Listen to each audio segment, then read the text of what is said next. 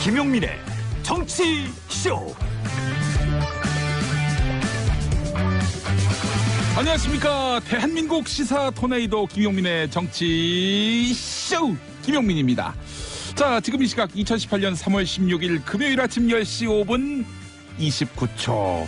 여러분이 가장 많이 찾아본 실시간 검색어 보여주세요. 먼저 남북 정상회담 준비위원회. 다음 달 말에 있을 남북 정상회담에서 논의될 내용을 북측과 사전 협의할 준비위원회. 네, 임종석 청와대 비서실장이 위원장이죠. 오늘 낮에 3시 첫 회의가 있습니다. 정현 테니스 경기. 호주 오픈에서 활약한 정현. 오늘 페더러와 리턴 매치입니다. 정현 가자. 청년 내일 채움 제도. 네, 이것뿐 아니라 관련 검색어가 많습니다. 어제 정부가 중소기업 취업 청년들에게 소득을 더 챙겨준다며 지원 제도를 만들었는데요. 34살 이하 청년에게 연 1,000만 원 연봉 인상 효과가 예상됩니다. 자, 일각에서는 혈세 낭비라고 지적하기도 하는데요. 여러분은 어떻게 생각하십니까? 자, 한 주 동안 고생하셨습니다. 오늘 첫 곡 슈퍼스타가 부르는 이한철. 농담이고요. 이한철의 노래 슈퍼스타 보내드리겠습니다. 괜찮아, 잘 될 거야. 국민의 정치쇼 1부 시작하겠습니다. 매주 월 수금 브리핑을 책임져주는 돈돈 브리핑 정상근 미디어 오늘 기자, 어서 오십시오. 네, 안녕하십니까. 미디어 오늘 정상근 기자입니다. 왜 월 수금 나와요? 월 수금이 적절하게 버는 것 같아서. 네. 우리 저 브리핑계에도 그런 게 있습니까? 어떤 게요? 그 초과 소득, 초과 소득. 이익 제한 이런 거. 뭐 그런 건 없습니다. 들어오는 대로 받으면 좋긴 한데. 네. 저도 이제 회사에 매여 있는 사람이다 보니까. 그렇죠. 회사 일도 해야죠. 예, 그렇습니다. 특히 화요일 같은 경우에는 저희 회사가 마감 날이라. 종이신문 마감 날. 예, 그래서 시간을 내기가 어렵습니다. 그래요. 미디어 오늘 정상근 기자와 함께하고 있습니다. 자, 오늘 첫 소식. 네. 오늘 아마 큰 어떤 화제거리가 될 것 같아요. 문재인 대통령 지지율이 또 오른 것으로 나타났다.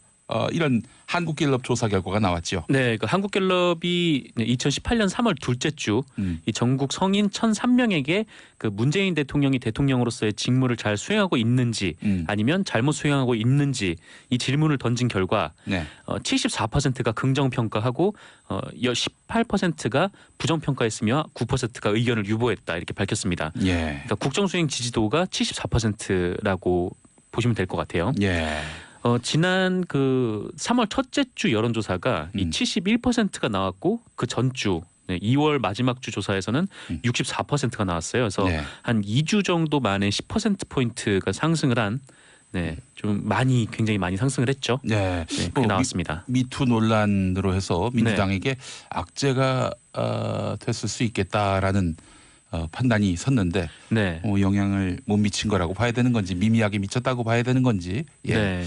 그러니까 이거를 일종의 이렇게 진영으로 보시지는 않는 것 같아요. 그러니까 그 사람이 개인으로서의 그런 문제점은 있지만 이것이 총체적인 민주당 전체의 문제라거나 이렇게 보시진 않는 것 같고, 민주당에게 한정된 문제라거나 진보 진영의 한정된 문제로 보는 시각은 국민 다수의 시각이 아니다. 그렇죠. 아마 저기서 얘기가 안 나올 뿐이지 다른 곳에서도 이런 일이 상당히 많지 않겠느냐 이렇게 짐작을 하실 수도 있고요. 그리고 무엇보다 이제 남북 정상회담 그리고 북미 정상회담으로 이어지는 그 문재인 정부의 그 외교 정책 활동이 외교 활동이 상당히 성과를 많이 거뒀었잖아요. 또 거기에 대한 평가도 반영된 것으로 보입니다. 이명박 전 대통령 소환도 일정 부분 영향을 미치지 않았겠나 하는 그런 생각이 드네요. 네, 그 국민 어제 발표된 여론조사였던 걸로 기억하는데 국민 10명 중 8분 정도가 철저하게 수사해야 된다. 엄정하게 수사해야 된다. 그렇게 답변하기도 하셨습니다. 이번 한국갤럽 조사 결과를 또 보면은 지방선거 앞두고 아무래도 관심사니까 더불어 정당 지지도를 봤을 때 더불어민주당이 50% 그리고 무당이 25%인데 무당이란 당이 있습니까? 무당이. 무당층이겠군요. 무당층. 무당층입니다. 무당층이 25%. 그리고 자유한국당이 12%, 바른미래당이 7%. 그러니까 무당층보다도 자유한국당이 절반 이하로 지금 지지율을 받고 있는 걸로 그렇습니다. 나타났네요. 예. 뭐 야당에 마음 둘 곳이 없다라고 해석을 할 수도 있는 그런 상황인 것 같습니다. 예.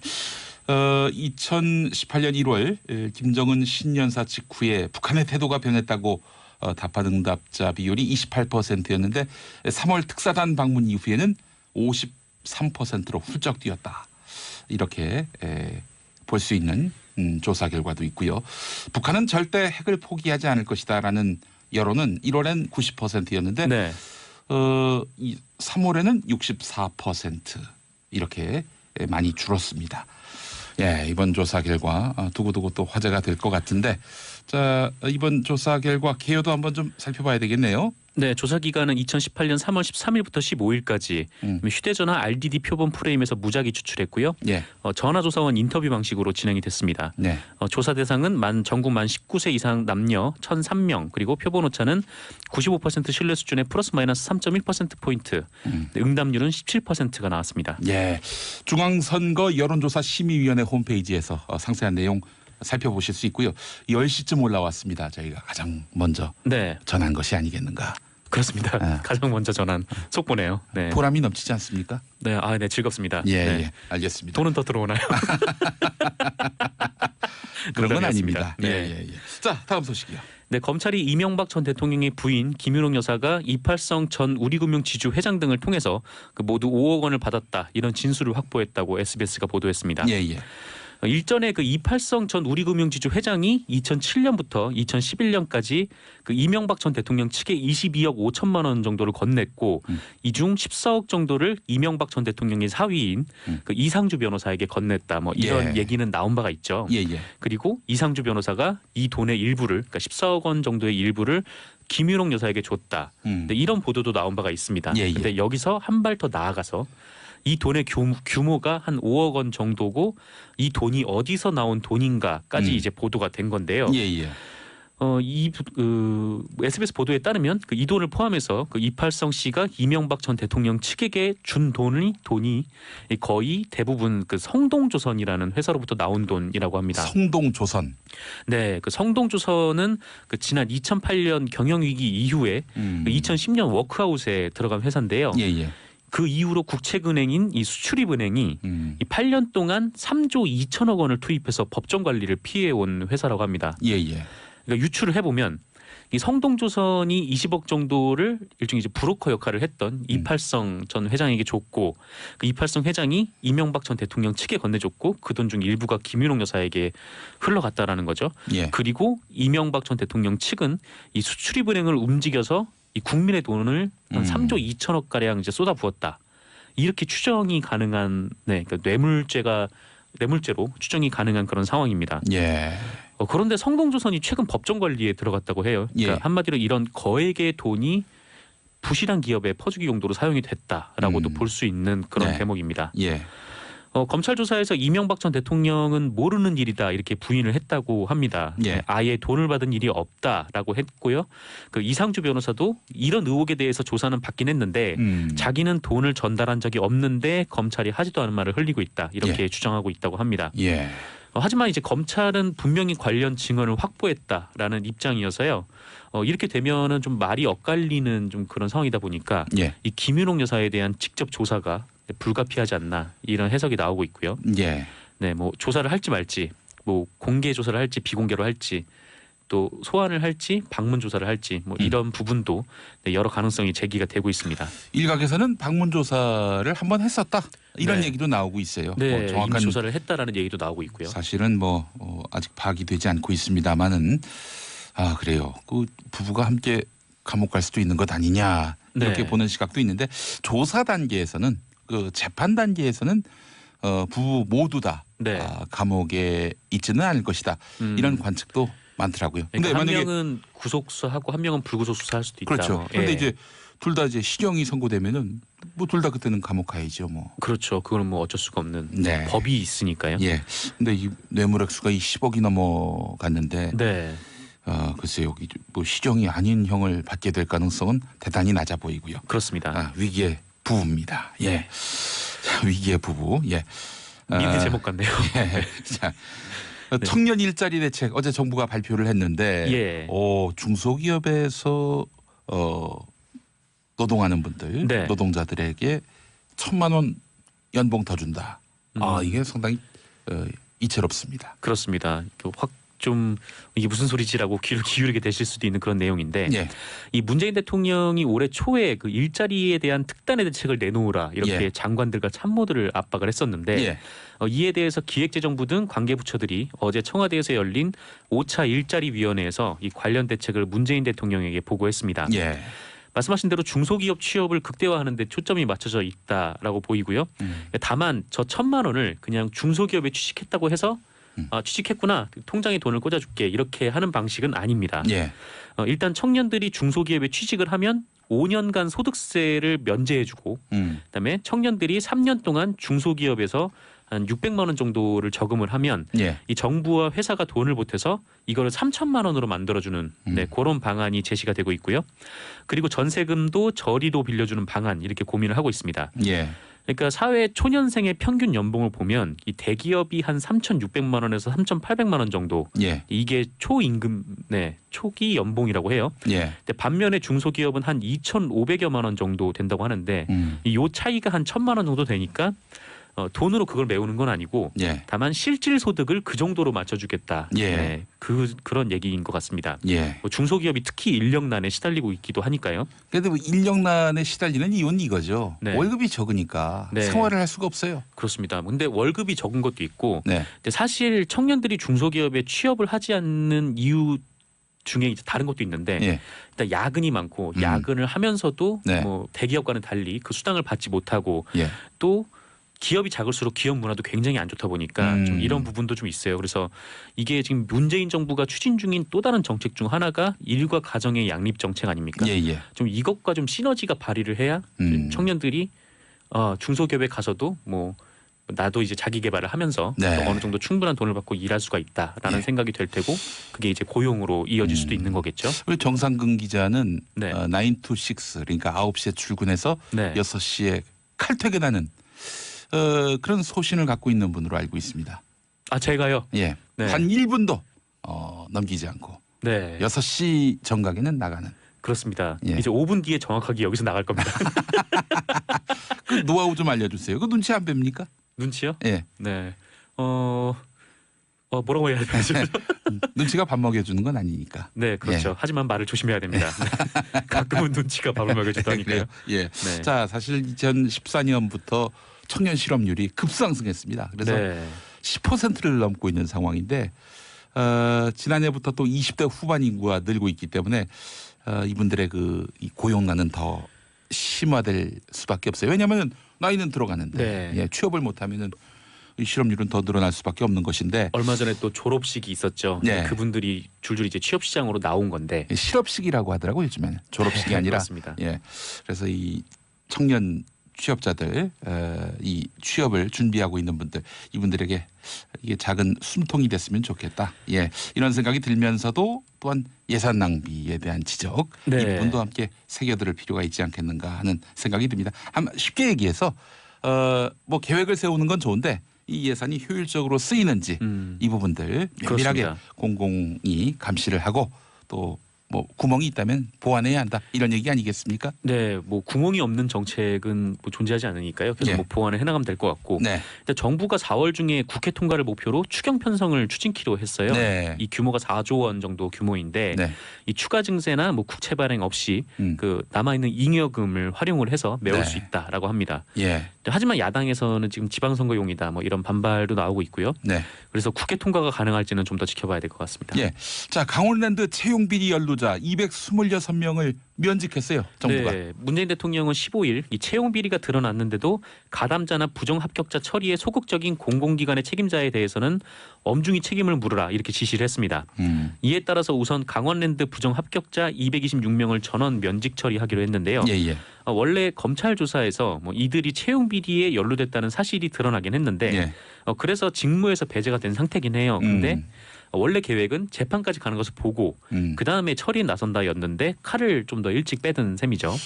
이분들이 또 소송을 걸 가능성이 대단히 높아 보이는데 말이죠. 정부가 네. 뭐 그렇게 소송이 벌어지건 말건 돌파하겠다 이런 의지를 보인 것 같습니다. 네, 왜냐하면 이 최종 사법 처리까지 가는데 시간이 굉장히 오래 걸리고 그걸 마친 후에 조치를 취하면 이게 너무 늦는다는 거예요. 왜냐하면은 그 공정하지 못한 방법으로 채용을 했다는 의혹이 있는 거고 그러면서 여기에 피해를 받은 피해자들도 분명히 존재하는 거고요. 네. 또 이분들이 거기 자리를 지키면서 이후에 계속적으로 추가로 채용될 수 있는 사람들도 피해가 계속 발생을 하기 때문에 예. 그래서 이제 칼을 좀 빨리 빼든 그런 모양새를 취한 것 같습니다. 아, 사상 초유의 일입니다 이게. 네. 게다가 이제 강원랜드를 문재인 대통령이 콕 집어 말한 게 아니에요. 그러니까 네. 공공기관이라고 얘기를 했기 때문에 네. 얼마 전에 특별조사를 벌였을 때 2,300여 건이 적발이 되긴 했었죠. 그래서 아마 공공기관에서 굉장히 이런 일이 많이 벌어질 수도 있는데 사실 공공기관에서 뭐 채용한다 그러면은 거기는 가장 정의로울 것이다 이런 기대가 있어요. 맞습니다. 네. 정의로워야 되고요. 예. 근데 그동안 이제 그러지 않았다라는 거죠. 예, 바로잡기 위한 정부의 초강력 대책. 예. 이것이 다른 기관의 채용 정의로 이어질 수 있을지 함께 지켜보도록 하고요. 우리 저 고릴라로 지금 임수진 님이 기자님들이 칼퇴근이 있어요라고 물어오셨는데 기자들은 없죠. 없고요. 전혀 없는데 이제 정상근 기자는 있는 있습니다. 겁니다. 예. 인생관이에요. 인생관. 그렇습니다. 예. 만약에 더 일하라 하면은 돈을 더 줘야 되는 거고. 그럼요. 네. 저는 자판기 같은 사람인데 돈을 넣어야 나와요. 예, 알겠습니다. 이 농담이 이게 괜찮을지 모르겠는데. 자판기 노동을 하고 계십니다. 그렇습니다. OEM형 노동. 예. 주문형 생산. 그렇습니다. 예. 그렇습니다. 알겠습니다. 자, 정진호님, 가요계는 GD, 라디오계는 용디. GD요? 예. 브리핑은 상디. 상근 DJ. 네, 감사합니다. 알겠습니다. 아니, 비상근이에요. 비상근 DJ. 예. 월수금만 나오니까. 예. 자, 권선영님, 정치쇼 너무 재밌게 듣고 있다고 말씀해 주셨습니다. 자, 오늘 낮 12시 정오에 남해 서부 동쪽 먼바다 그리고 제주 동부와 남부 먼바다에 풍랑경보가 발효됐습니다. 주민들은 낙하 위험 시설물을 제거하거나 묶고 출입문과 창문도 단단히 잠가 주셔야겠습니다. 농작물 특히 비닐하우스의 보호 조치 강화하고 항구의 선박은 안전한 지역으로 대피하시기 바라겠습니다. 자, 정상근 기자님 수고하셨고 월요일에 뵙겠습니다. 네, 감사합니다. 네, 저는 2부에서 다시 오겠습니다. 김용민의 정치쇼 2부 시작하겠습니다. 금요일은 여의도 UFC, 여의도 각 당 대표 선수들을 모시고 파이팅 넘치는 토크 배틀 열리는데요. 자, 오늘은 국회 독수리 5형제 완전체로 모였습니다. 저는 오늘 이 시간 아무래도 숨소리만 내야 할 것 같은데요. 워낙 각 당을 대표하는 최고의 입들만 모여서 잘 말이 없을 것 같습니다. 자, 한 분 한 분 소개하겠습니다. 더불어민주당 원내 부대표인 박용진 의원 어서 오십시오. 네, 안녕하세요. 박용진입니다. 예. 자, 자유한국당 홍보본부장이시죠? 네. 박성중 의원님 어서 오십시오. 네, 반갑습니다. 5대1에 갇힌 불쌍한 남자 박성중입니다. 예. 왜 5대1에 갇힙니까? 우리 저요? 반했어. 저는 오늘 숨소리 받는다고 했습니다. 알겠습니다. 예. 기대하겠습니다. 너무 긴장하지 마시고요. 여당이라고 착각하시는 것 같아요. 5대1. 자, 바른미래당 서울시당 위원장인 진수희 전 의원님 어서 오십시오. 네, 안녕하세요. 반갑습니다. 민주평화당 원내수석 부대표인 이용주 의원님.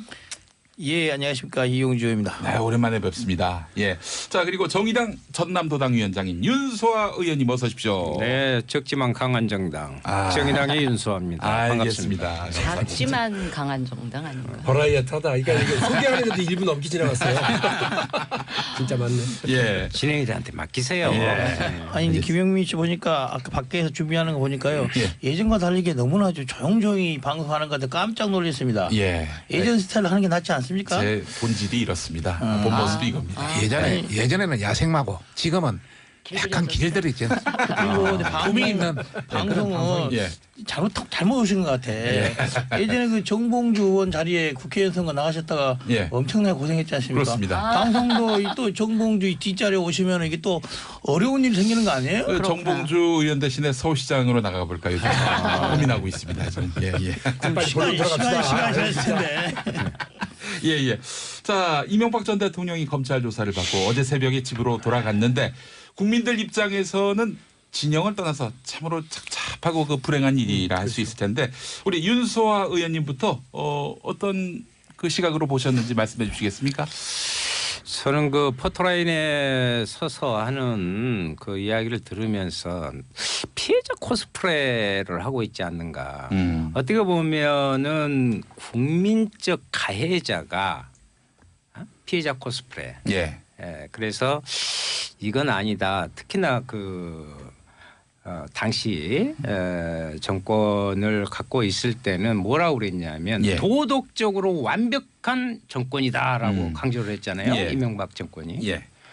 그런데 이제 한간에 도덕적으로 완벽한 예. 정권을 지향했지 않냐. 예. 그런 부분에 대한 국민에 대한 사과와 예. 책임 있는 벌을 받아야 된다. 예.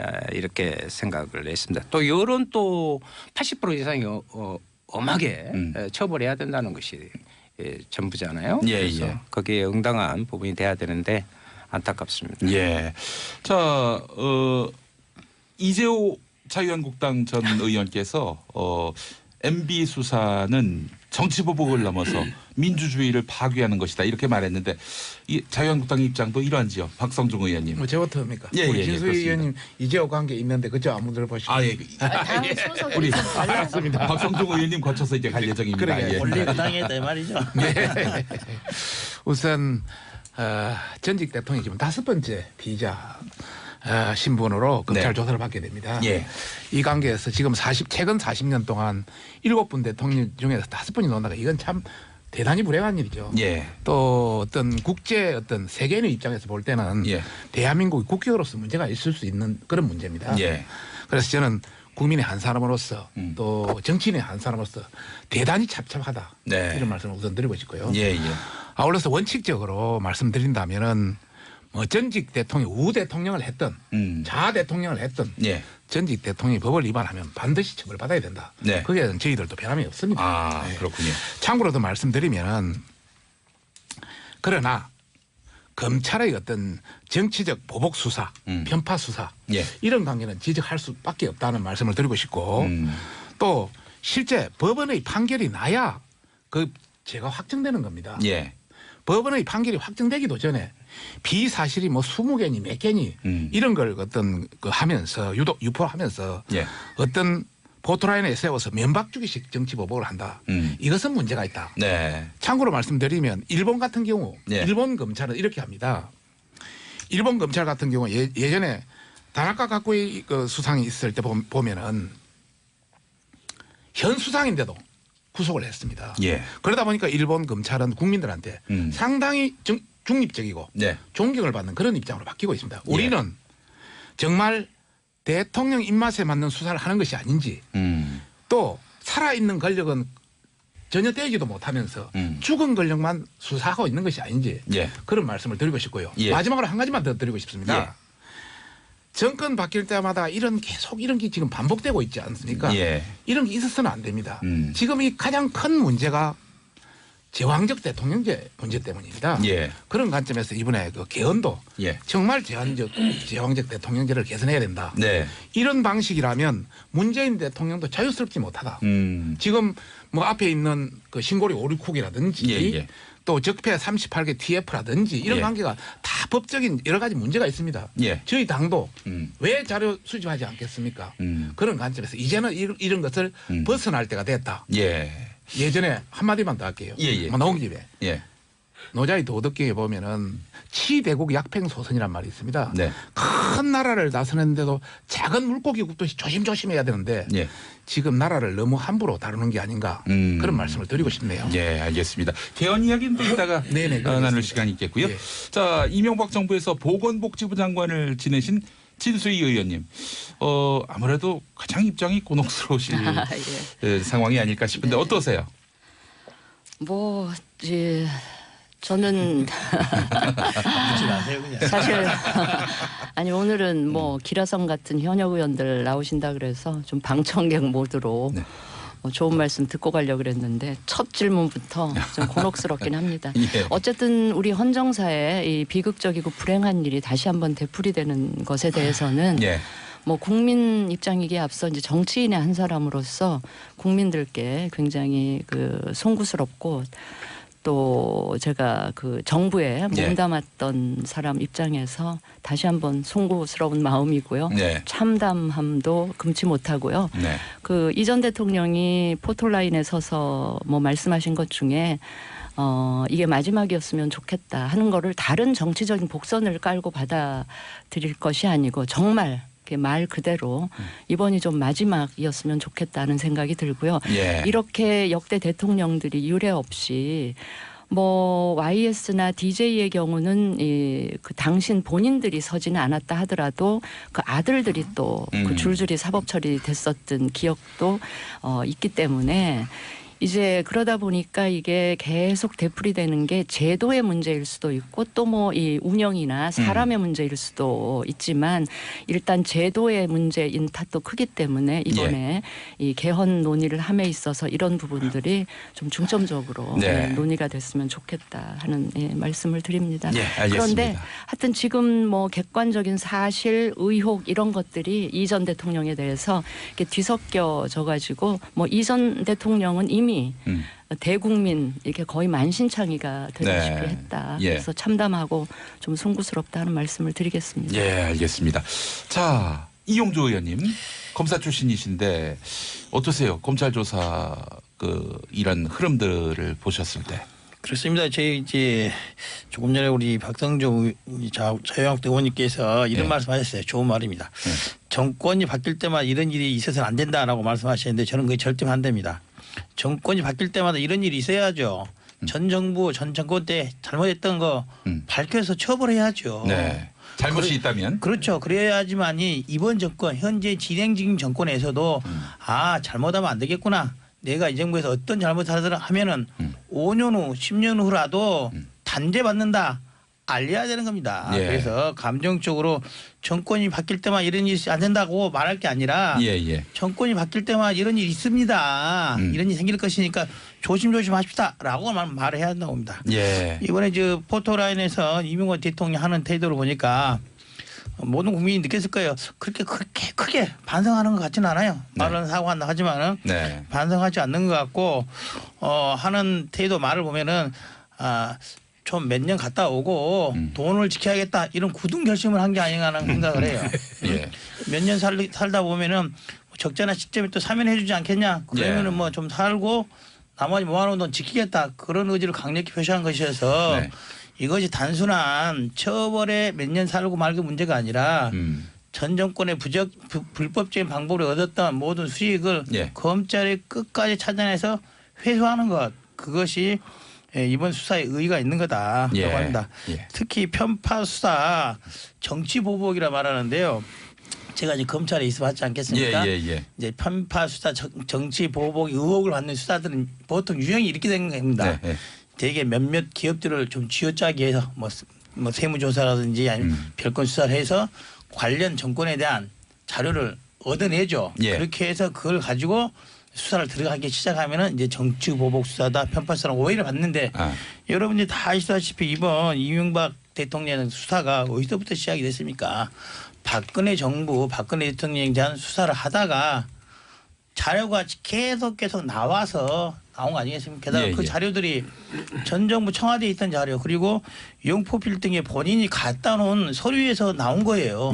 그것을 누가 갖다 준 게 아니라 그렇다고 한다면 이거는 정상적인 검찰 수사의 방식에 적법한 방식에 의한 수사인 것이지 정치 보복 수사를 볼 수도 없고 편파 수사라도 볼 수가 없다. 이런 입장입니다. 제가 말씀 좀 드리겠습니다. 잠깐만요. 우리 이용주 의원은 역시 검사 출신다운 박성중 의원님 반론을 하시네요. 저 갈게요. 참고로 안녕히 계세요. 저도 짧게 그 선거법 위반으로 한번 갔다가 대법원까지 무죄를 받아 나왔습니다. 검사들이 태도 참 할 말이 너무 많습니다. 저는 말하고 싶은 것은 제가 있으면은 법원에 판결이 나면 그때 포토라인을 세우고 그때 해도 늦지 않다. 중간에 예를 들어서 무죄라든지 이런 거 어떻게 할 것이냐. 그런 차원에서 또 세계 각국이 많은 나라가 있지만 이렇게 정권 바뀔 때마다 수사해서 발표하고 그런 나라 없다. 이제 우리도 선진국이 될 때다. 이런 차원의 말씀을 드리고 싶습니다. 우리 윤수아 의원님도. 아니 이제 말씀하셔서 뭐 끼어들어도 괜찮았다고 하니까 이야기합시다. 아까 이제 박성중 의원님께서 지금 문재인 정부에서 나라를 함부로 다루고 있다. 정치보복이나 편파수사 이야기하면서 아니 MB나 박근혜 정부나 너무 나라를 함부로 해 먹어서 문제지 지금 정반대로 말씀하시는 거예요. 그것은 국민들한테 오히려 자유한국당이 할 말이 아닙니다. 지적해드리고 싶습니다. 말이 좀 심하네요. 네, 알겠습니다. 전체적으로 우선 그 박용진 의원님 말씀 계속 이어주시죠. 우리 더불어민주당 소속. 예, 오래 기다렸습니다. 뭐 질문이 뭐죠? 이번 이명박 전 대통령 검찰 수사에 대한 소감. 질문이 바뀐 줄 알고. 대통령 이명박 전 대통령께서는 참담하다 이렇게 얘기하셨는데 본인이 참담하다고 하셨는데 국민들 참담한 것을 좀 헤아려 주셨으면 하는 생각이고요. 이게 지금 뭐 정치보복 얘기들을 앞서 하시는 분도 계시던데 정치보복 치고는 좀 추적 사건이잖아요. 돈 또 뇌물 받고 또 사적으로 그 권력 남용하고 또 국고 탕진하고 이런 사안이라서 정치보복 이전에 형사처벌 대상이라고 하는 점을 좀 분명히 하고 이런 거는 아까 박성중 의원님도 말씀하셨습니다만 좌든 우든 어떤 대통령이든 물론 이런 일이 다시 있어서는 안 되겠습니다만 좌든 우든 이런 경우는 처벌받아 마땅하다라고 하는 국민적 기준을 분명히 세우는 계기가 됐으면 하는 생각이 들고요. 이게 또 하나는 제가 이제 이게 일종의 추적 사건이다라고 말씀을 드렸는데 아까 박성중 의원님께서는 예를 드신 게 지금 문재인 정부에서 진행하고 있는 원자력과 관련된 재검토 사안 그리고 적폐청산과 관련된 어떤 사안 이런 부분을 예를 드시면서 이 정부도 뒤가 좀 걱정스럽다 이런 뉘앙스를 얘기하셨어요. 그런데 저희가 4대강 가지고서 문제하는 거 아니거든요. 자원외교 관련해서 지금 처벌 대상으로 올라 있는 게 아니지 않습니까? 대통령으로서 국가정책을 시행하고 또 그것에 대한 찬반이 있겠습니다만 그것을 가지고서 형사처벌을 한다고 한다면 문제가 되겠죠. 통치권의 차원이기 때문에요. 그러나 이거는 통치권 바깥에 국민이면 누구나 처벌받아 마땅한 일종의 추적사건이고 형사처벌 대상이기 때문에 그 부분을 가지고서 정치보복 프레임으로 만들어서 말씀하시는 건 국민적 공감을 얻기는 어려우실 것 같아요. 다만 앞으로는 이런 일이 없도록 여야 정치권이 모두 다 제도적인 문제는 제도적으로 또 어떤 개인의 문제면 또 그 부분에서의 정치적 소양을 도덕적 소양을 보다 강화하는 쪽으로 하면서 역사적 교훈을 남기는 것이 좋겠다 이런 생각입니다. 박성중 의원입니다. 다시 한번 말씀드리면 저희도 이명박 대통령을 비호할 생각 없습니다. 비호할 생각 전혀 없고요. 다만 정치적 편파 수사, 보복 수사로 비치는 것에 유의를 해야 된다는 말씀드리고 특히 범죄가 확정되기 전에 이런 비사실을 유포해서 여러 가지 어떤 창피주기식 이런 건 하지 말라. 그런 차원의 말씀드리고 싶고 다음 한 가지 더 말씀드리고 싶은 것은 신고리 566호기라든지 뭐 전체는 적폐청산 TF를 내가 문제 삼은 것은 신고리 566호가 법적 절차를 거치지 않고 대통령의 어떤 지시사항이라든지 이런 걸로 했다. 여러 가지 국가 원자력 안전법이라든지 이런 절차가 있습니다. 원자력 안전위원회라든지 이런 그런 걸 거치고 공론화위원회나 또 다른 걸 했기 때문에 또 마찬가지로 적폐청산 TF도 법률에 근거한 어떤 처벌이라든지 이런 관련한 법률에 근거한 게 있어야 되는데 그와 관련 뭐 훈령이라든지 이런 걸로 가지고 했다. 또 청와대 지시사항으로 했다. 이런 게 다 문제가 될 수 있어서 여지만 말씀드린 겁니다. 알겠습니다. 그런데 뇌물이라든지 이런 것도 별도 당이겠죠. 박용진 의원님. 계속 그 자유한국당 쪽에서는 이제 피의 사실 공표 문제라든지 이런 문제 제기를 하세요. 저 거기 공감하고요. 그래서 검찰 개혁하자고요. 검찰 개혁하자고 하면 그것도 안 한다고 그러고. 합시다. 당대표신가요? 하자고. 아니 그러니까 우리도 검찰 개혁에 대해서는 못하게 하고. 우리도 지금 검찰 개혁에 대해서 내부 굉장한 논의가 이루어지고 있습니다. 공수처도 신설합시다. 그런 논의를 내부적으로 하지 마시고 우리 또 법사위원장으로 정하시죠. 법사위원장 하겠습니다. 해줘. 이용주 의원님 지금 방금 법사위원장으로 박성중 의원님 모시라고 말씀하셨고요. 법사위원으로. 알겠습니다. 진수희 의원님, 아까 이명박 정부에서 국무위원 지내신 점을 들어서 못낮춰서 말씀하셨는데 바른미래당의 입장은 무엇입니까? 이명박 전 대통령 소환. 궁금하긴 하네. 굉장히 유감 표명을 했고요. 검찰의 엄정한 그 엄정하면서 공정한 수사 촉구를 했고요. 예. 그 수사 결과 이제 공소장이 또 정확하게 나오면 그거에 대해서 또 그 맞는 비판과 또 대응을 해야 되겠죠. 근데 어쨌든 기본적으로 엄정하고 공정한 수사 촉구, 그다음에 지금 드러난 사실에 관해서는 책임을 지셔야 되는 그런 부분은 분명히 하고 있죠. 제가 궁금한 게 하나 있는데요. 이용조 의원님. 그 여론조사에 보면은 국민들의 80% 넘는 사람들이 이명박 대통령 구속해야 된다 이렇게 뭐 어려운 여론조사에 나오고 있지 않습니까? 예. 그런데 저희 당이나 정의당 그리고 민주당 이런 데서는 이명박 전 대통령 구속 수사하라 촉구하는 성명서 같은 거 많이 냈었어요. 예. 그런데 자유한국당은 그럴 입장이 아니라고 치지만은 바른미래당 정도는 이명박 대통령의 구속 수사 촉구 성명이 나와야 될 것 같은데 왜 안 하시는지 특별한 입장이 있습니까?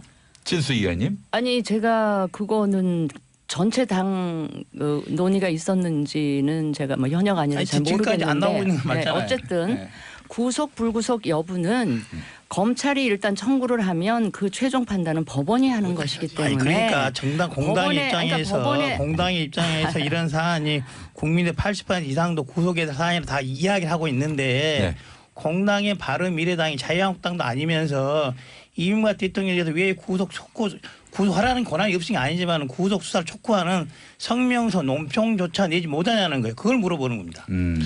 다 떠났어요. 아니 제가 먼저 말씀드리는데 그만합시다. 뭐냐면 법원의 판단이 내려지면 존중하면 되잖아요. 아니 그러니까 이미 잠깐만요. 윤수아 의원님. 아니 잠깐만 정치권이 항상 검찰이나 법원으로 하여금 계속 그들의 영역을 침범하는 얘기를 굳이 할 필요가 없다는 그런 생각이에요. 하고더라도. 자 진수 의원님 말씀하셨고. 예. 예, 뭐 지금 그 MB가 뭐 21시간 동안 이렇게 조사를 받고 나왔잖아요. 그런데 시종일관 부인만 계속 했잖아요. 그럴 것이 아닙니다. 그러다가 진짜 그 부인까지 포토라인에 섭니다. 그러니까 부인할 것이 아니라 정말 솔직하게 나 이랬어. 이렇게 이야기하면서 용서해 주십시오. 벌은 달게 받겠습니다. 하는 것으로 정리하고 넘어가죠. 부인한 취지가 부인 살리려고? 부인 살리는 취지가 아니고요. 이용조 의원님. 뇌물을 누가 받았냐 누가 직접 받았냐 하니까 그중에 한 사람이 부인이 받았다. 그러니까 부인이 서기에 대고 부인이 받았다는 취지로 부인하는 거 아닙니까? 보니까 이 자리 보니까 처음에는 5대1인 줄 알았더만은 우리 뭐 민주당하고 민평당하고 정의당이 확 갈리네. 내가 우리 저는 아무 말도 안 했어요. 저한테 그러세요. 불쌍해서 아니, 우리 잠깐 불쌍해서 우리 진수 의원님 잠깐. 아니야 저 불쌍해서 한마디 말씀드리면은 박성중 의원님. 예예. 아, 구속을 여론조사에 의해서 결정하는 것은 아니다. 그 말씀을 드리고 싶습니다. 법원에 의해서 맡기자 이런 말씀을 드리고 아니 저는 지금 진수입니다. 자유한국당이 편이 맞네요. 지금 바로 이런 코멘트도요. 지금 민주평화당은 어떻게든 바른미래당을 밟으려고 하는 그런 의도를 갖고 하는 건데 그렇게 하지 마세요. 여론조사 가지고 할 거면 지금 여론조사 가지고 발언 권하자고요. 그러니까 저는 이명박 전 대통령의 혐의가 여러 가지로 위중하고 문제가 많은 것은 맞지만 법원이 해야 될 문제에 대해서 정치권이 자꾸 알가왈부하는 것에 대한 우려는 저는 그건 공감을 해요. 그러니까 맞습니다. 지금 선에서는 이미 검찰이 열심히 했고 또 충분히 범죄가 소명되는 과정이라고 하니까 가끔 가다가 우리 법원이 엉뚱한 결정을 내려서 국민들이 좀 기다려야 합니다만 그럼에도 불구하고 저희가 더 코멘트 안 하는 게 좋겠다는 생각이 박용진 의원님 말씀이셨고. 네, 진수입니다. 한마디만 하고 내요. 정치권에서 검찰개혁, 사법개혁을 주장하시려면 검찰의 고유 영역이나 법원의 고유 영역에 대해서 우리가 침범하지 않는 선을 지키면서 우리가 그 사법이나 검찰개혁 촉구를 해야 설득력이 있다고 생각을 합니다. 네. 자, 가시죠. 이제 거의 2부가 마무리될 시간이 됐습니다. 한마디씩 하니까 그냥 벌써 저는 몇 마디 못했어요. 아니, 뭐 청취자분께서 이제 금방 보니까 패널들이 많아가지고 여기가 좁아 보인대요. 물론 패널들이 많아 좋은 건데 좁아 보이는 이유가 있죠. 그전에 전혀 틀리네. 김영미 진행자가 딱 이래 하니까 너무 좁아 보여. 그거가 달라지는가? 저는 그런 것 같아요. 알겠습니다. 처음 봤는데 모르겠죠.